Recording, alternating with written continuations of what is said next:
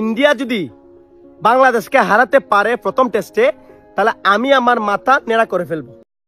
এই হচ্ছে আমাদের ইমন ভাই, যে চ্যালেঞ্জ দিয়েছিল আমাদের টিম ইন্ডিয়াকে এবং ভারতবর্ষকে, তাদের বাংলাদেশকে যেন হারিয়ে দেখাই। বাংলাদেশ নাকি ভারতের বিরুদ্ধে এই টেস্ট ম্যাচটা জিতবেই, আর যদি ভারত জিততে পারে সেক্ষেত্রে নাকি সে তার মাথা নেড়া করে ফেলবে।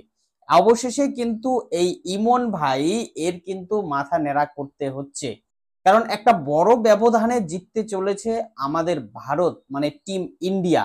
বাংলাদেশ এই ম্যাচে গো হারান হারবে।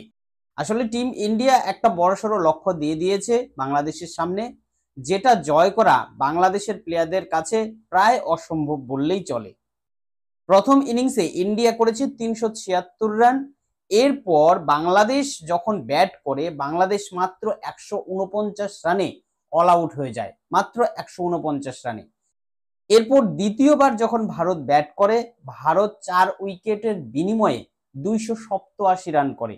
আর এই 287 রান করায় আগের যা লিড ছিল, আর এই 287 রান সহ সর্বমোট 514 রানের লক্ষ্যমাত্রা দেওয়া হয়েছে বাংলাদেশের সামনে। বাংলাদেশ ইতিমধ্যেই তাদের গুরুত্বপূর্ণ 4টি উইকেট হারিয়ে ফেলেছে আর রান করেছে 158 রান। এই অবস্থা থেকে ম্যাচ জেতার জন্য তাদের আরো করতে হবে 357 রান, আর তাদের হাতে রয়েছে মোট 6টি উইকেট। এই খেলার রেজাল্ট একটা হবেই, কারণ আরো 2টো দিন বাকি রয়েছে, আগামীকাল এবং পরশুদিন, এই 2 দিন বাকি রয়েছে। যেহেতু 2 দিন বাকি রয়েছে সেই হেতু কিন্তু অনেকটা সময় পাবে। আর এই ক্ষেত্রে তাদের বর্তমান যা ট্রেন্ডস দেখা যাচ্ছে, এতে কিন্তু ভারতের জয় প্রায় নিশ্চিত।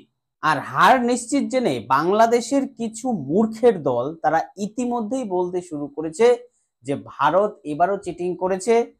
ওই কথায় বলে না, নাচতে না জানলে উঠোন বাঁকা।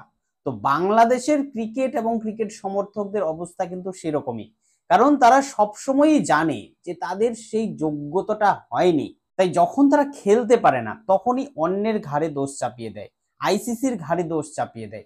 এটাই তাদের কালচার, এটা করেই তারা এতদিন আসছে। তো দেখা যাক, কালকের ম্যাচটা আরো বেশ কিছুটা বাকি রয়েছে, কোন দিকে গড়ায়। আমরা তো আশা করছি, এখনো পর্যন্ত যা ট্রেন্ডস দেখছি, 99% সম্ভাবনা রয়েছে ভারত ম্যাচটা জিতে যাবে। 6 উইকেট আমরা খুব অনায়াসেই তাদের ফেলে দিতে পারবো।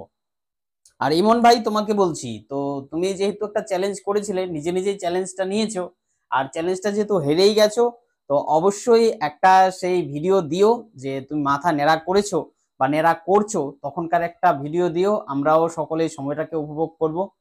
তো আসছি পরবর্তী ভিডিও নিয়ে, আমাদের সঙ্গে থেকো।